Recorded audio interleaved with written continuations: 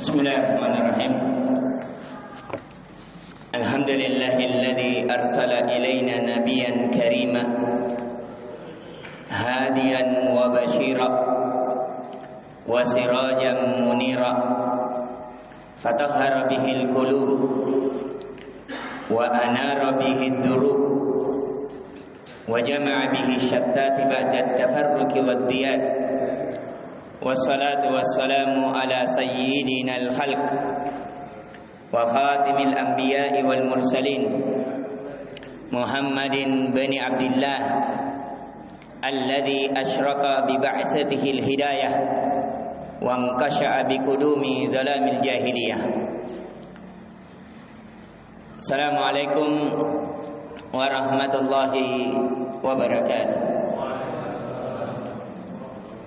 Alhamdulillah, sebagaimana yang telah kita lalui di pertemuan sebelumnya, bahwasanya di antara faedah mempelajari sirah nabawiyah untuk menguatkan keimanan seseorang, untuk menumbuhkan cinta seseorang, untuk agar seseorang mengikuti jalan kekasihnya, jalan yang orang dikasihi oleh Allah.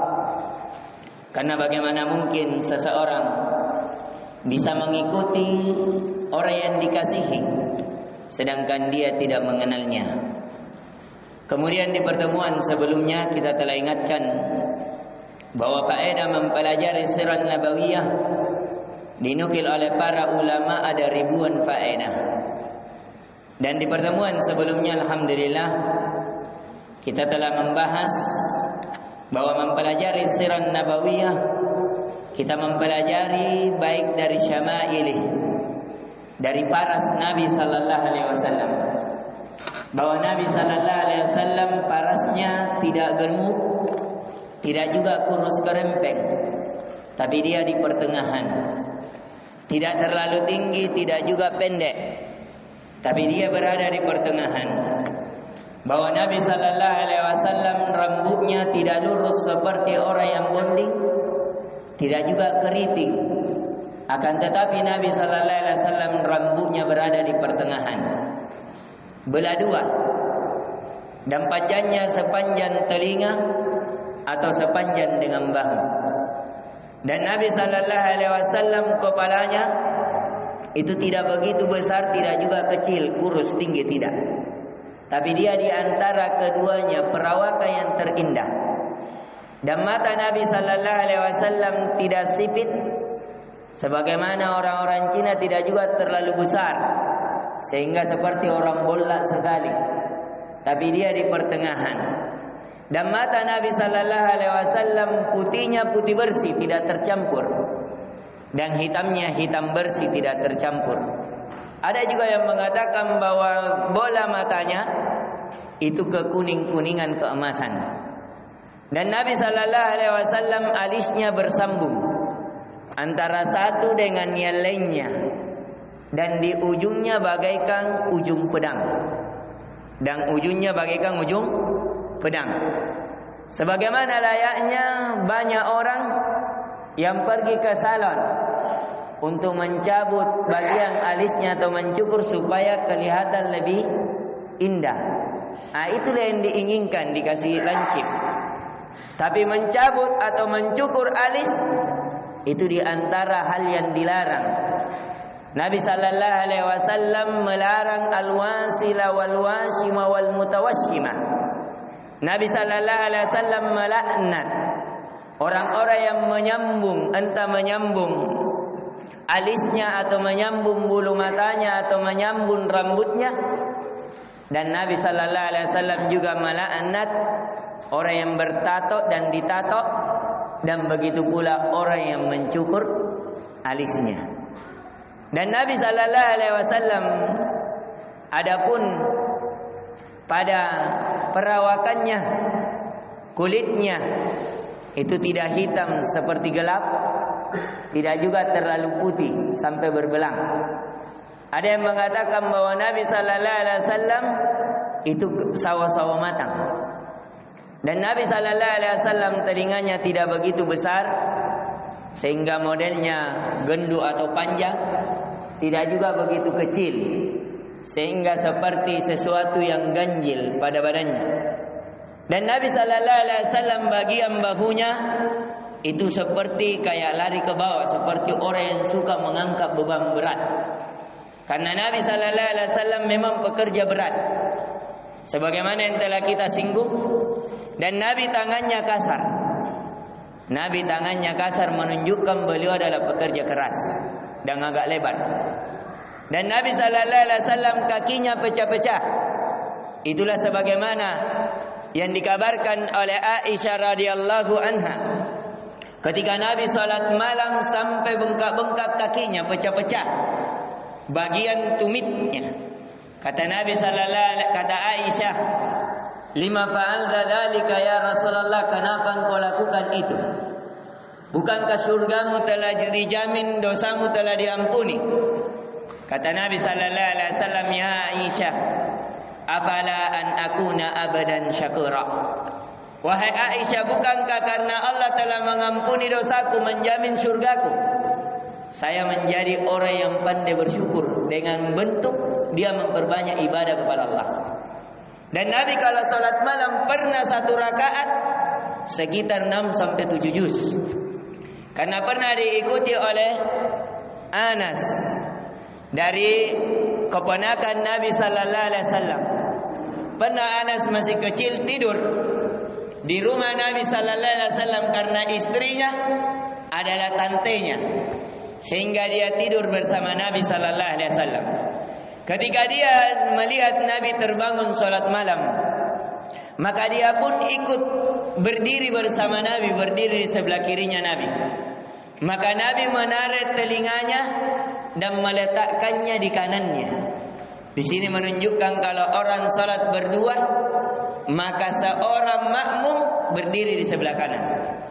Pelajaran yang kedua bahwasanya bergerak dalam salat dibolehkan kalau ada yang dibutuhkan.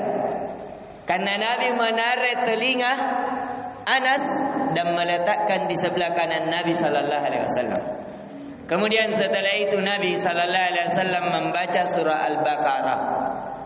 Surah Al-Baqarah sebagaimana kita ketahui lebih dari kurang 2 juz, 3 bahkan hampir 4. Inilah yang dibaca. Kata Anas, saya hampir keluar, saya bilang, tidak apa-apa, biar selesai Al-Baqarah ini Nabi sudah ruku. Akhirnya Nabi sallallahu alaihi wasallam melanjutkan surah An-Nisa. Setelah surah An-Nisa sebenarnya surah Ali Imran, tapi Nabi melanjutkan surah An-Nisa. Kata sahabat ini, mungkin setelah surah An-Nisa Nabi ruku. Dia hampir, kata beliau, saya mau keluar, tinggalkan Nabi, lama sekali sholatnya. Sampai dia di dalam hatinya katakan, batal kami sholatku. Akhirnya setelah dia tahankan, berharap bahwa setelah Nabi membaca surah An-Nisa selesai ruku, ternyata Nabi lanjutkan surah Ali Imran. Kurang lebih sekitar 7 juz. Satu rakaat hampir 4 jam Nabi berdiri. Sedangkan Nabi sholat malamnya dinukil, kebiasaan yang paling sering Nabi tidak pernah melewati 11 rakaat. Dan Nabi sallallahu alaihi wasallam terkadang melewati 11 rakaat dengan 2 rakaat ringan, sehingga menjadi 13 rakaat. Dan itu Nabi sallallahu alaihi wasallam istiqamah mengerjakannya. Karena Nabi salat malamnya hukumnya wajib, adapun umatnya hukumnya sunnah. Bagi Nabi sallallahu alaihi wasallam salat malam hukumnya wajib, sedangkan untuk umatnya hukumnya sunnah. Dan di pertemuan sebelumnya alhamdulillah, ini dari kehidupan Nabi sallallahu alaihi wasallam khususnya dalam ibadah. Dan di pertemuan sebelumnya kita telah ingatkan bahwasanya kita pelajari tentang 4 hal pada Nabi. Yang pertama syamailuh, parasnya Nabi itulah tadi. Nabi sallallahu alaihi wasallam kakinya tidak terlalu besar, tidak juga kecil, sehingga seperti tidak ada otot pada bitisnya, tidak. Dan Nabi sallallahu alaihi wasallam yang dimana beliau pada dadanya ada tanda. Nanti kita lihat bahwa Nabi di umur 2 tahun, ada yang mengatakan 4 tahun, turun 2 malaikat membelah dadanya, sehingga di dadanya ada bekas sudah dibelah, sudah dioperasi kalau kita. Disebabkan Nabi pernah datang 2 malaikat mencuci hatinya dengan air Zam-Zam, dengan bejana yang diturunkan dari surga, untuk mencuci apa-apa yang kotor padanya. Dan Nabi sallallahu alaihi wasallam dicuci oleh malaikat. Terjadi perbedaan pendapat di kalangan para ulama. Ada yang mengatakan 3 kali, ada yang mengatakan 2 kali. Yang mengatakan 3 kali, yang pertama, pada saat Nabi sallallahu alaihi wasallam di umur 2 tahun, 4 tahun, dan pada saat Nabi Isra Mi'raj ingin berjumpa dengan Allah. Ada yang mengatakan juga 2 kali. Hanya pada saat umur 4 tahun, yang kedua pada saat ingin Isra Mi'raj. Ini yang akan kita bahas insyaallah taala. Sebagaimana yang kita lihat di papan bahwasanya Nabi sallallahu alaihi wasallam, bisa diperhatikan bahwa Nabi sallallahu alaihi wasallam di umur hamlatil ula, ibunya pada saat hamil masih muda, 0 sampai 3 bulan, bapaknya meninggal. Bapaknya Nabi sallallahu alaihi wasallam meninggal. Di pertemuan sebelumnya kita telah membahas siapa nama bapak Nabi? Abdullah. Berapa bersaudara bapaknya Nabi? 10 orang. Bapaknya Nabi anak yang terakhir. Adapun Nabi, ada berapa bersaudara Nabi? Sendiri, seorang diri. Jadi Nabi anak satu-satunya dari Abdullah dan Nabi. Adapun ibunya Aminah, itu kita tidak dapat literasi yang membahas keluarganya. Khususnya keluarga dari dia berapa bersaudara. Adapun dari kabilah-kabilahnya itu ada, tapi hanya dari kalangan kerabatnya. Tapi kita tidak memperlebar ke sana karena kita fokus kepada Nabi sallallahu alaihi wasallam. Jadi Nabi sallallahu alaihi wasallam lahir, tidak ada perbedaan pendapat di hari Senin. Tidak ada perbedaan pendapat di hari Senin. Karena Nabi pernah berpuasa di hari Senin dan Kamis. Nabi ditanya, kenapa dia berpuasa pada hari Senin? Nabi menjawab, dzalika yauma wulidtu. Karena itulah hari saya dilahirkan. Pernah menjadi pertanyaan, apakah boleh seseorang berpuasa di hari kelahirannya? Misalnya saya lahir di hari Rabu, saya mau berpuasa di hari Rabu, apakah boleh? Jawabannya tidak boleh. Kenapa? Karena ini sunnah Nabi. Jadi kalau kita berpuasa di hari Rabu karena Safar lahir di hari Rabu, berarti sunnah Safar, bukan sunnah Nabi, tapi sunnah Safar. Kalau misalnya Pak Jasmin di hari Kamis, berarti sunnahnya Pak Jasmin, bukan sunnahnya Nabi yang diamalkan. Maka yang benar, seseorang berpuasa mengikuti sunnah Nabi, bukan sunnah kelahirannya sendiri. Ya, karena syariat amalan ibadah akan diterima dengan 3 syarat. Yang pertama, harus seorang muslim atau muslimah. Yang kedua, ikhlas kepada Allah. Yang ketiga, harus mengikuti Nabi sallallahu alaihi wasallam. Kemudian Nabi lahir di hari Senin. Tapi tanggalnya kemarin kita sudah jelaskan bahwa terjadi perbedaan pendapat di kalangan para ulama tentang kelahiran Nabi. Terjadi berapa perbedaan pendapat? Sekitar 40 perbedaan. Sekitar 20 pada tanggal dan bulan, sekitar 10 pada tahun. Kenapa terjadi perbedaan pendapat? Karena pada zaman Nabi tidak ada penanggalan yang tetap, tidak ada pencatatan fikih sebagaimana di saat ini. Kita saja 100 tahun yang lalu itu banyak orang tua tebak-tebak, mungkin saya lahir sekitar ini. Apalagi kalau ribuan tahun yang lalu. Karena pencatatan dahulu itu mulai dikembangkan di masa Umar. pencatatan adanya tata negara itu mulai dikembangkan oleh Umar melihat dari Romawi. Makanya di masa Umar baru ada kehakiman. Di masa Umar baru ada penggajian yang tetap bulanan. Di masa Umar barulah para tentara digaji bulanan dan seterusnya. Nanti di masa Umar bin Khattab terpilih sebagai pemimpin setelah menggantikan Abu Bakar radhiyallahu anhu.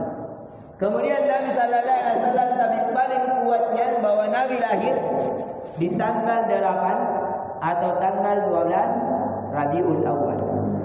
Ini dipilih oleh Ibnu Jarir At-Tabari di dalam kitab tarikhnya. Ini dipilih oleh Ibnu Jarir At-Tabari di dalam kitab tarikhnya. Di tahun 570 Masehi. 570 Masehi. Kalau kita sekarang tanggalkan ini tanggal 20 April. Tanggal 20 April. Kalau sekarang. Kalau kita lihat. Tapi sekali lagi penanggalan ini hanyalah kemungkinan. Tapi di dalamnya banyak terjadi perbedaan pendapat. Kemudian di umur ketika Nabi sallallahu alaihi wasallam lahir, maka Nabi disusui oleh ibunya sendiri. Ibunya siapa namanya? Aminah. Jadi Nabi sallallahu alaihi wasallam disusui oleh ibunya. Tapi di antara kebiasaan orang Arab itu biasanya ada namanya ibu susuan. Yang biasanya ada dibayar. Itu boleh. Di sini memberikan pelajaran kenapa Nabi lakukan. Karena Nabi semua kehidupan makhluk pernah dirasakan oleh Nabi. Jadi sehingga ada hukum yang terentet. Kalau orang disusui oleh ibunya sendiri bagaimana, kalau disusui orang lain bagaimana, akan menjadi mahram. Jadi seseorang bersaudara itu banyak hal. Ada bersaudara karena sekandung, maka ini haram menikah padanya. Ada saudara karena sesusuan, ini juga haram menikah padanya. Tapi dengan syarat kalau disusui sudah 7 kali kenyang, beda majelis. Adapun kalau hanya sekali, misalnya ibunya pergi acara pengantin, ternyata ibunya anak ini pergi ke pasar, qadarullah menangis anaknya. Kemudian kebetulan ada ibu lain, kebetulan sementara menyusui, dia susui anaknya ibu ini. Apakah itu dihitung saudara sesusuan? Jawabannya tidak. Karena baru 1 kali. Yang kedua, wallahu ta'ala alam, apakah dia kenyang atau tidak. Karena seseorang sesusuan syaratnya harus kenyang 7 kali susuan. Ada juga yang mengatakan 3 kali susuan. Ada juga yang mengatakan 3 kali susuan. Dan saudara sesusuan itu haram menikah padanya, sebagaimana haramnya saudara sekandung. Inilah yang mau dipelajari. Kenapa Nabi sallallahu alaihi wasallam hikmahnya dia disusui oleh orang lain, supaya kita mengambil pelajaran. Ternyata kalau saudara sesusuan, makanya pernah Nabi sallallahu alaihi wasallam datang seorang wanita menawarkan diri untuk dinikahi. Nabi tolak dengan alasan karena dia saudara sesusuan. Ya, ini pelajaran. Kemudian Nabi sallallahu alaihi wasallam disusui 2 tahun. Inilah paling yang sempurna. Kalau seseorang menyusui, paling sempurnanya 2 tahun. Kalau bisa, ini diikuti.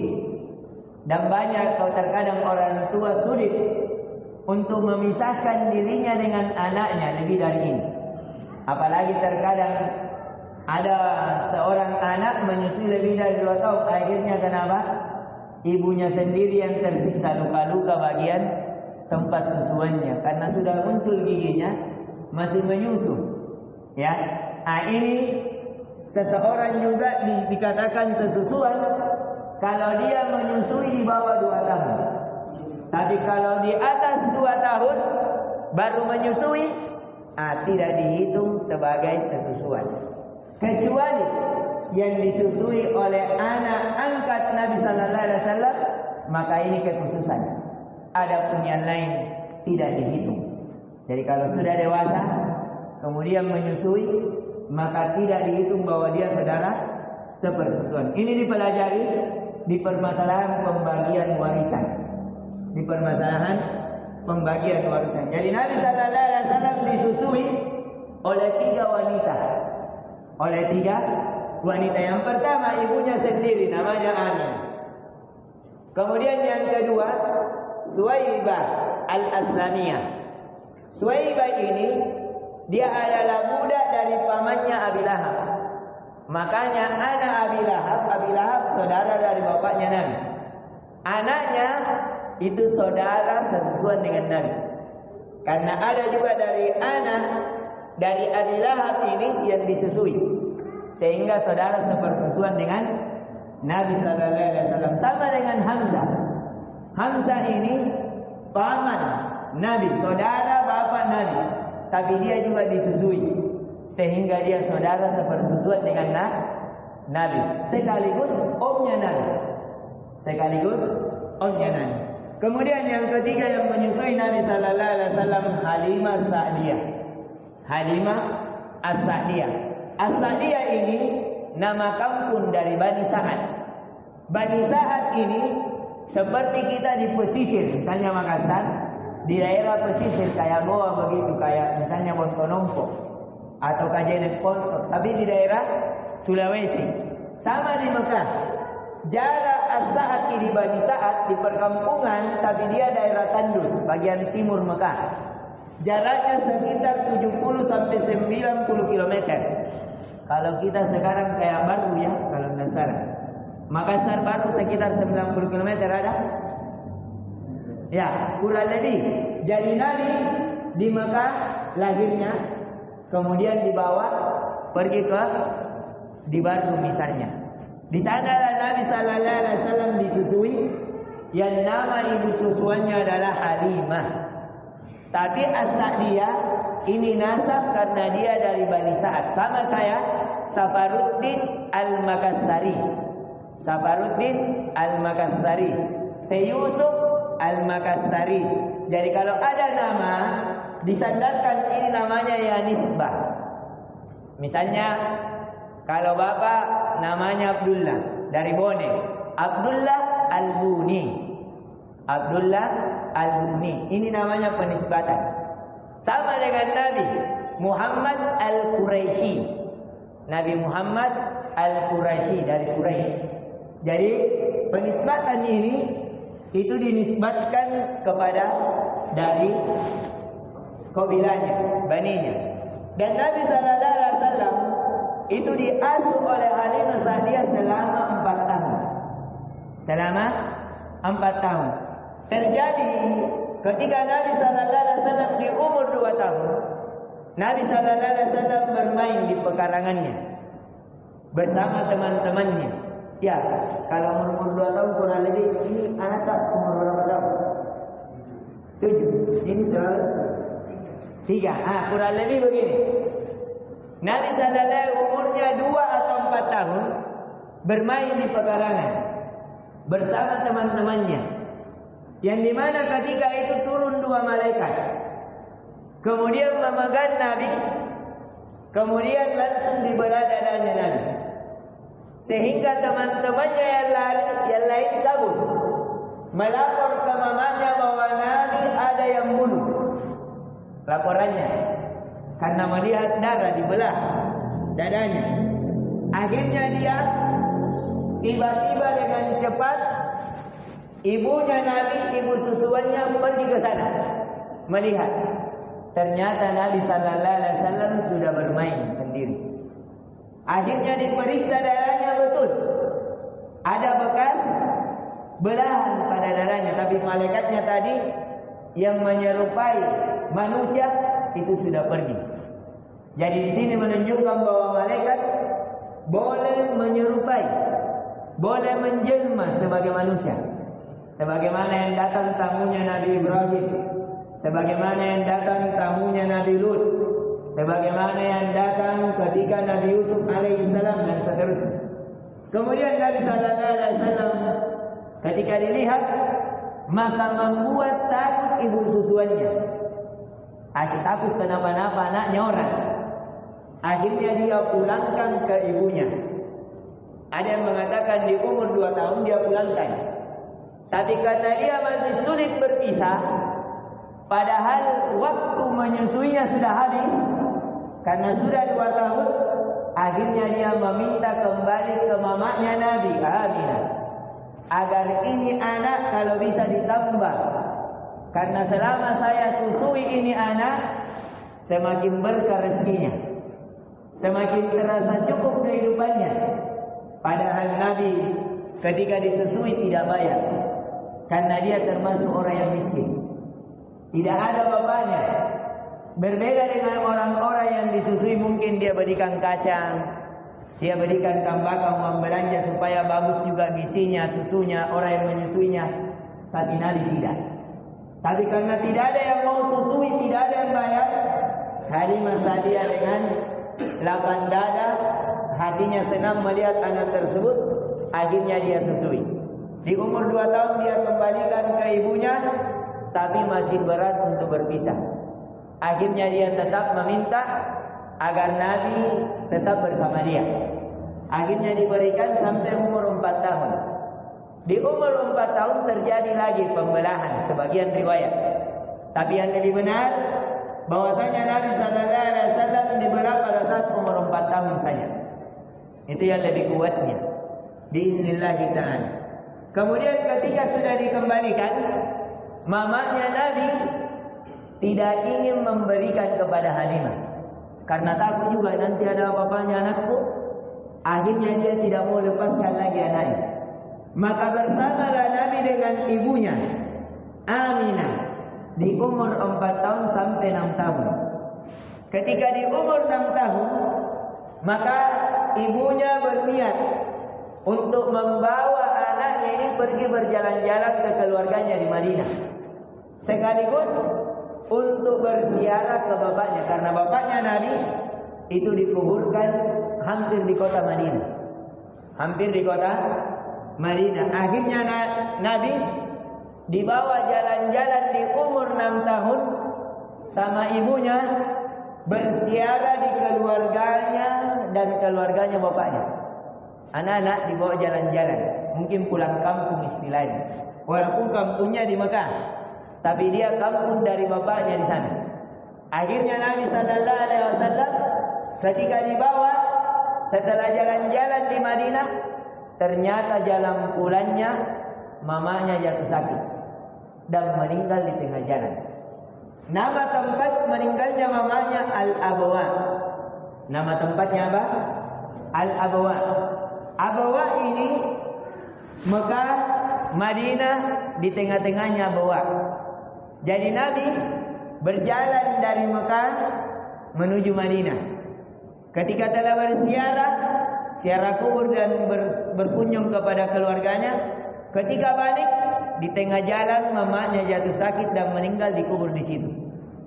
Pada saat Nabi umurnya masih 6 tahun. Inilah yang kata Nabi, kata Allah Azza wa Jalla tentang di surat apa? Yang kertas kita bagikan, yang Nabi sallallahu alaihi wasallam dikabarkan oleh Allah bahwa bukankah kami mendapati kamu dalam keadaan yatim. Ya, di surah Ad-Duha. Yang Nabi sallallahu alaihi wasallam akhirnya di umur 6 tahun disitulah meninggal ibunya. Tempat dikuburkan di mana tadi? Al-Abwa. Di mana ini Abwa? Di tengah-tengah antara kota Madinah dan Mekah. Akhirnya Nabi sallallahu alaihi wasallam ketika pada saat itu meninggal ibunya, akhirnya dia diasuh oleh Abdul Muttalib. Abdul Muttalib. Ini Abdul Muttalib dari bapaknya Ali bin Abi Thalib. Bapaknya Ali bin Abi Thalib. Akhirnya dia diasuh selama 2 tahun. Selama 2 tahun oleh Abdul Muttalib, kemudian meninggal juga. Jadi coba lihat bagaimana Allah mendidik nabinya dengan kemandirian, dengan ujian. Maka dari itu kata Nabi sallallahu alaihi wasallam, kalau kita dalam kesusahan, ingat kesusahannya Nabi. Maka kesusahan kita akan lebih ringan kita rasakan. Karena kata Nabi sallallahu alaihi wasallam, asyaddul bala al-anbiya, tsumma fa'amsal, tsumma fa'amsal. Bahwasanya ujian yang paling berat adalah ujiannya para nabi. Kemudian setelahnya. Maka siapa yang meningkat imannya, semakin dekat jalannya seperti jalan Rasulullah, jangan mengharap ketenangan. Jangan mengharap tidak ada ujian, tidak, semakin diuji. Siapa yang ingin mendekati surga? Ya am hasibatum an tadkhulul jannata wa lam ya'lamillahu alladziina aamanu minkum wa ya'lamus sabirin. Apakah kalian mengira akan masuk surga sebelum kalian diuji sehingga Allah mengetahui siapa yang betul-betul beriman kepada Allah dan siapa yang betul-betul bersabar di jalannya.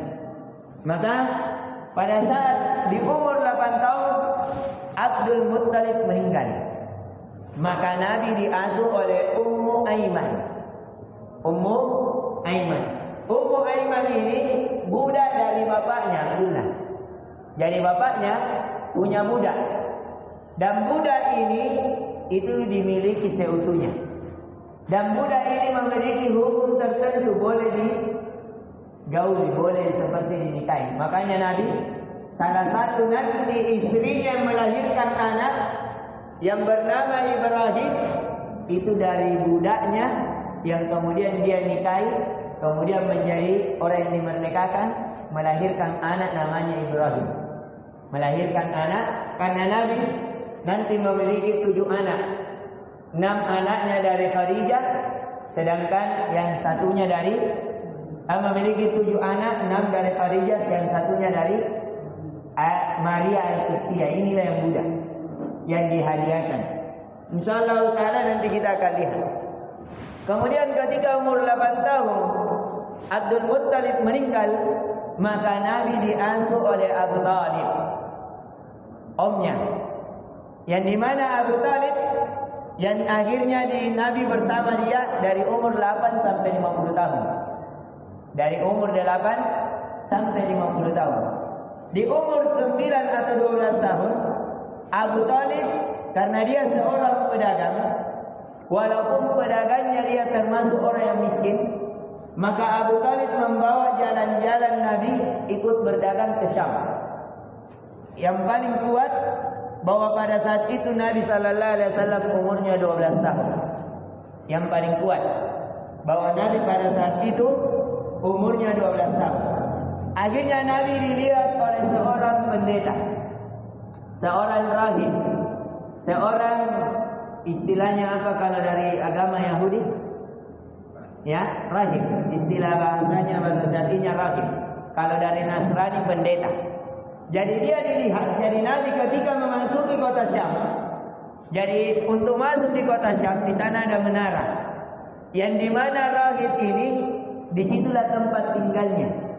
Agar melihat siapa-siapa yang masuk ke negeri Syam. Ternyata ketika Nabi bersama Abu Talib memasuki, Nabi sallallahu alaihi wasallam dinaungi oleh awan. Ini seperti kisahnya Nabi Yusuf alaihi salam.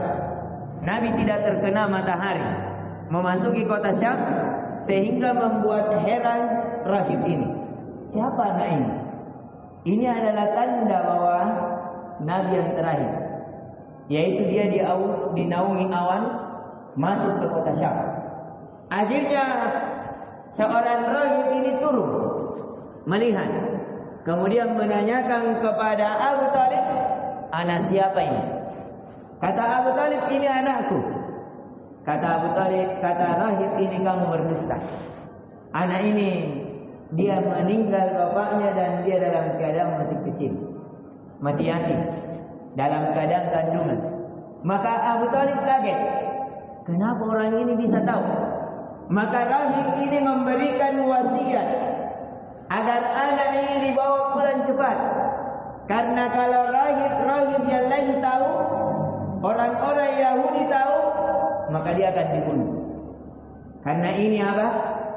sudah diketahui bahwa dia yang akan menjadi penutup para nabi bukan dari kalangan Yahudi dan dia akan dibunuh. Dan orang Yahudi ini membunuh para nabi sudah kebiasaannya. Makanya Allah kabarkan di dalam Al-Quran, wa yaqtuluna al-anbiya'a bighairi haqq. Mereka orang-orang Yahudi membunuh para nabi tanpa hak. Nabi Zakaria dibunuh oleh mereka. Nabi Isa mau dibunuh walaupun Nabi Isa diserupakan kemudian diangkat. Padahal dia juga yang niat bunuh. Maka dari itu kalau sekarang yang dibunuh adalah para ulama, jangan heran. Jangankan para ulama, para nabi saja dibunuh. Makanya kalau sekarang Palestina tidak ada pernah ujungnya sudah gencatan senjata, ternyata setelah berkumpul lagi para ulamanya manusia kaum musliminnya ditembaki lagi, itu kemauan mereka sebenarnya. Dan Palestina itu tidak akan akur sampai Nabi Isa alaihissalam turun. Itu pun setelah Nabi Isa alaihissalam akan terjadi lagi kekacauan. Karena setelah Nabi Isa mengalahkan dari pasukan mereka, pasukannya Dajjal akan turun lagi Ya'juj dan Ma'juj. Maka dari itu seorang pelajar tidak terlalu memperhatikan permasalahan itu, karena itu permasalahan yang tidak akan ada habisnya. Dia akan berantai. Tugas kita adalah mendoakannya. Tugas kita adalah tidak masuk pada fitnah. Dan hati-hati dari orang-orang mujahidin yang mengatasnamakan Islam, mengatakan ingin menolong Islam, padahal hanya mengambil keuntungan duniawi di sana. Ya, karena dia ada teman kerjasama, ternyata dilihat mereka bekerja sama dengan Amerika, hanya mengambil apa? Sesuatu yang memuaskan dirinya. Maka dari itu kita melihat bagaimana permainan mereka sehingga mereka bisa masuk di Yaman, sehingga mereka masuk Mesir. Itu kan tidak masuk akal kalau tidak melalui dari perjalanan mereka. Karena menuju ke Yaman itu tidak mungkin bisa masuk kecuali melalui jalur Mesir. Tidak ada jalurnya. Itu kalau seseorang tahu peta, tahu sejarah, itu tidak akan tertipu dengan politik praktis yang mereka miliki. Sehingga di Yaman kaum muslimin pesantren-pesantren itu dibom. Sehingga sebagian Yaman itu sudah dikuasai oleh mereka. Dan sekarang Mesir sudah mulai diambil sedikit demi sedikit. Ya, dan itu na'udzubillah mereka sudah mulai juga masuk dari kerjasama ke negeri kita. Dan semoga Allah melindungi negeri tercinta kita. Kemudian di umur 12 tahun Nabi sallallahu alaihi wasallam ke Syam, dikenallah oleh pendeta mereka, oleh rahib mereka, sehingga pada saat itu Abu Talib yang sebenarnya ingin berbulan-bulan berdagang, tapi dia menyerahkan barangnya, kemudian dia membawa pulang Nabi sallallahu alaihi wasallam. Namun pada saat di umur 15, Nabi ikut serta pada perang Fijar. Perang Fijar umurnya Nabi baru balik, Nabi hanya bertugas memberikan panah. Jadi Nabi tidak bertugas langsung ikut serta perang, tidak. Tapi hanya memberikan apa? Panah. Disinilah yang menguatkan kata para ulama bahwa umur balik umur 15 tahun. Karena Nabi ikut peperangan di umur dia balik. Ini yang dikuatkan, yang pernah kita kuatkan bahwa umur balik yang paling kuat umur 15 tahun. Di sini bukti sejarahnya. Nabi pertama kali ikut peperangan yaitu pada saat perang Fijar, peperangan antara Quraisy dengan kabilah lain, dan Nabi ikut serta memberikan anak panah, membantu paman-pamannya, memberikan panah. Kemudian pada saat umur 20 tahun, Nabi mengikuti juga Halqul Budur. Kemudian di umur 25, Nabi sallallahu alaihi wasallam menikah dengan Khadijah.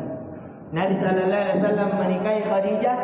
Khadijah ini orang yang menjanda 2 kali. Khadijah orang yang menjanda 2 kali dan memiliki 3 anak. Dari suami pertamanya memiliki 1 anak, dan suami keduanya memiliki 2 anak. Dan suami yang ketiganya adalah baginda Rasulullah sallallahu alaihi wasallam. Ini yang jadi kuatnya. Kemudian dan kedua suaminya ini meninggal. Bukan cerai pisah, tapi kedua suaminya dari suami Khadijah itu meninggal, menikah lagi, meninggal, kemudian menikah lagi dengan Nabi sallallahu alaihi wasallam. Kemudian di umur 20 tahun, 7 tahun, lahirlah anak pertama Nabi. Jadi Nabi setelah 2 tahun menikah, lahirlah Qasim. Yang dimana Qasim meninggal kecil. Ada yang mengatakan bahwa Qasim anak pertama Nabi, putra pertama, meninggal di umur 2 tahun. Ada yang mengatakan di umur masih 7 hari. Kemudian setelah itu di umur 30 tahun, Nabi lahir lagi putri sulungnya yang bernama Zainab. Yang dimana Zainab ini umurnya kurang lebih 30 tahun. Kemudian meninggal. Dan semua anak Nabi meninggal di masa Nabi hidup. Kecuali Fatimah. Kemudian di umur Nabi 30 tahun lahir Ruqayyah. Umur Ruqayyah ini 21 sampai 23 tahun. Di umur 34 lahir Ummu Kulsum. Ruqayyah dan Ummu Kulsum istri dari Utsman bin Affan. Di umur 35 Nabi sallallahu alaihi wasallam meletakkan Hajar Aswad setelah kena banjir. Hajar Aswad diperselisihkan oleh kabilah Quraisy siapa yang paling berhak meletakkan Hajar Aswad. Akhirnya mereka sepakat siapa yang melewati pintu ini dia yang paling berhak. Ternyata yang lewati adalah Nabi. Inilah pintu Babus Salam. Yang dimana pintu ini ada di tengah-tengah antara Safa dan Marwah, ditutup. Tapi kalau seseorang keluar dari Marwah keliling menuju ke Hotel Jam, ada di situ tertulis Babus Nabi. Babus Nabi, dari situ masuk. Nabi akhirnya besoknya lagi mereka sepakat siapa yang lewat, ternyata masih Nabi. Sampai 3 kali, kemudian mereka sepakat bahwa inilah orang yang paling terjujur, terbaik di antara kita. Maka Nabi sallallahu alaihi wasallam meletakkan Hajar Aswad dengan cara membentangkan selendang, kemudian meletakkan Hajar Aswad, kemudian setiap pemimpin kabilah memegang di ujungnya, kemudian berbarengan. Setelah sampai di Hajar Aswad, kemudian diletakkan oleh tangan baginda Nabi sallallahu alaihi wasallam. Kemudian di umur 35 juga ketika perenovasian Hajar Aswad ini, Ka'bah ini, lahirlah anak Nabi yang bernama Fatimah. Lahirlah anak Nabi yang bernama Fatimah. Fatimah ini istri Ali. Fatimah adalah istrinya Ali bin Abi Thalib. Di umur 38 Nabi senantiasa suka menyendiri. Akhirnya Nabi menyendiri di Gua Hira. Kemudian di umur 40 tahun diangkatlah Nabi sebagai Nabi sallallahu alaihi wasallam. Kemudian di umur awal dari kenabian lahir Abdullah. Abdullah ini meninggal di umur kurang lebih 28 tahun. Di umur 50 tahun meninggal istrinya Khadijah. Jadi kalau kita melihat Nabi sallallahu alaihi wasallam bersama Khadijah kurang lebih 25 tahun. Coba lihat kesetiaan Nabi sallallahu alaihi wasallam. Dan di masa ini Nabi tidak berpoligami. Nah, ini dalilnya ibu-ibu bahwasanya Nabi itu tidak berpoligami di awal pernikahan. Jadi jangan kalau mau ikuti sunnah Nabi, jangan cuma mengikuti katanya sunnah Nabi poligaminya. Nabi awal menikahnya tidak poligami sampai meninggal istrinya. Nah, ini dalilnya sebagian para wanita. Jadi Nabi tidak berpoligami. Nanti di istri kedua terjadi perbedaan pendapat, meninggal Khadijah, apakah Nabi menikahi dahulu Aisyah atau istrinya yang lain? Yang lebih kuat Nabi akad dengan Aisyah, tapi lebih dahulu masuk kepada istrinya yang ketiga. Kemudian di umur 51 tahun Nabi Isra Mi'raj. Di sini diperintahkan sholat, kemudian dilakukan sholat. Jadi sholat di sini selama 3 tahun. Jadi sholat di masa Mekah itu hanya kurang lebih 3 tahun. Dan sholat di sini hanya 2 rakaat seluruhnya. 2 rakaat seluruhnya. Nanti disempurnakan tata caranya di Partai Madinah. Sholat maghrib 3 rakaat, sholat isya 4, sholat zuhur 4, sholat asar 4. Tapi sebelumnya semua sholat 2 rakaat. Dan caranya bersembunyi. Kemudian di umur 53 tahun Nabi berhijrah ke Madinah. Di Madinah Nabi sallallahu alaihi wasallam menghabiskan umurnya sampai wafat. Jadi inti pelajaran bahwa Nabi di fase Mekah selama 13 tahun. Jadi umur 40 tahun di masa kenabian sampai 13 tahun umur 50 23 tahun Nabi sallallahu alaihi wasallam di Mekah. Dan 53 sampai 63 10 tahun di masanya di Madinah. Pada saat di umur 61 tahun lahir Ibrahim. Lahir Ibrahim, anak paling bungsunya Nabi. Inilah yang lahir dari istri yang lain. Karena Nabi memiliki 13 istri. Yang bersama 11, tapi yang ada rumahnya di sekitar Masjid Nabawi ada 9. Dan Nabi pernah sallallahu alaihi wasallam menggilir istrinya satu malam dengan ke-9. Di sini menunjukkan kekuatan Nabi. Maka kalau kita melihat Nabi itu berperang di umur 55 tahun. Berperang. Kekuatannya Nabi setara 10 laki-laki terkuat. Baik kekuatan dalam berhubungan, kekuatan pada fisik, kekuatan mental, dan kekuatan yang lainnya. Dan Nabi sallallahu alaihi wasallam meninggal di umur 63 tahun. Dan Nabi sallallahu alaihi wasallam meninggal di umur 63 tahun. Jadi dan anaknya Ibrahim ini meninggal juga dalam keadaan masih kecil, sekitar 16 sampai 18 bulan. 16 sampai 18 bulan. Dan inilah peperangan Nabi selama hidupnya sekitar 27 atau 36 peperangan. Tapi yang paling populernya di tahun 2 Hijriah, umur Nabi 55 tahun perang Badar. 3 Hijriah perang Uhud. 4 Hijriah Bani Nadir. 5 Hijriah perang Khandaq. 6 Hijriah Sulh Hudaybiyah. 8 Hijriah perang Hunain dan Fatu Makkah. 9 Hijriah perang Tabuk. 10 Hijriah Hajjatul Wada, hajinya Nabi. Inilah haji yang terakhir yang Nabi sallallahu alaihi wasallam lakukan. Kemudian di 11 Hijriah Nabi sallallahu alaihi wasallam meninggal. Ini mungkin sedikit dari ringkasan pembelajaran kita karena waktu juga sudah masuk. Semoga bisa dipahami, insyaallah taala bisa difoto dari pelajaran kita karena waktu yang sangat terbatas. Mohon maaf saya agak cepat cara menjelaskannya supaya pembelajaran sirah nabawiyah kita bisa kita hatamkan sebelum masuk di bulan Ramadan. Ini yang bisa kita berikan. Ada pertanyaan? Mungkin azan dulu ya. Karena sudah masuk.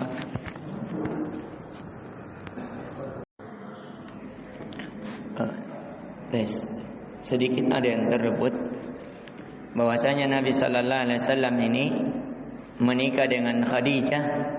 Pada saat itu Khadijah umurnya 40 tahun. Dan ada juga yang berpendapat bahwa pada saat itu umurnya Khadijah 28 tahun. Ada juga yang berpendapat bahwasanya pada saat itu Khadijah umurnya 30-an tahun. Tapi yang terkuat insyaallah taala pada saat itu Khadijah radhiyallahu anha umurnya 40 tahun. Umurnya 40 tahun. Kemudian kalau ada yang bertanya mengapa pada saat umur yang sudah tua seperti itu masih memiliki banyak anak, maka ini dijawab oleh para ulama itu kekhususan orang-orang Quraisy. Jadi mengapa orang Quraisy diberikan kelebihan oleh Allah, salah satunya hal tersebut. Dan kemudian bahwasanya melahirkan itu tidak ada batasan umur, sesuai dengan apa yang Allah kehendaki. Bahkan istri Nabi Ibrahim alaihi salam itu sudah menopause, tapi masih bisa juga melahirkan dari Ismail dan Ishak dan seterusnya. Kemudian Nabi sallallahu alaihi wasallam menikahi Khadijah. Pada saat itu Khadijah orang yang terkaya di kota Mekah, nomor 1. Perdagangannya ke mancanegara. Dan Nabi sallallahu alaihi wasallam menikahi Khadijah atas Nabi yang dilamar. Jadi Nabi ketika berdagang di umur 25 memperdagangkan barangnya Khadijah. Akhirnya dia berdagang banyak keuntungan, berkah, disukai oleh orang-orang. Maka Khadijah mengirim Maisarah budaknya untuk mengikuti Nabi. Apakah orang ini terpercaya, amanah atau tidak? Akhirnya diikuti, pergi ke Syam. Ternyata Maisarah membawa cerita yang baik, bahwa betul orang ini bagus sekali, disuka sama manusia. Akhirnya semakin jatuh hatinya Khadijah dan memutuskan untuk dia dilamar. Akhirnya dilamarlah oleh pamannya, yaitu Abu Thalib dan Hamzah. Kemudian didatangilah dari keluarga Khadijah, kemudian menikahlah Nabi sallallahu alaihi wasallam dengan Khadijah. Nabi tidak memiliki apa-apa, yang memberikan maharnya dan belanjanya adalah kumpulan dari paman-pamannya. Nabi menikah dengan Khadijah. Pada saat itu Khadijah orang yang terkaya, sehingga alhamdulillah cukup. Di sini memberikan pelajaran bahwasanya seorang wanita minta dilamar oleh laki-laki yang baik, jujur, amanah, itu bukan aib. Bahkan itu diantara kecerdasan, karena itu adalah hal yang memperhatikan kehidupannya untuk kebahagiaan dunia, alam barzakh, akhirat. Kemudian menikahlah Nabi sallallahu alaihi wasallam dengan Khadijah, yang dimana Khadijah pada saat itu yang lebih kuatnya umurnya 40 tahun dan melahirkan banyak anak. Ada 7 anak, 3 laki-laki, 4 perempuan. Semuanya meninggal di masa hidup Nabi kecuali satu, Fatimah, dan itu pun tidak lama setelah Nabi meninggal, Fatimah pun meninggal. Ini yang bisa kita berikan. Semoga ada manfaatnya. Lebih dan kurangnya mohon dimaafkan. Subhanakallahumma bihamdik, asyhadu an la ilaha illa anta, astaghfiruka wa atubu ilaik. Assalamualaikum warahmatullahi wabarakatuh.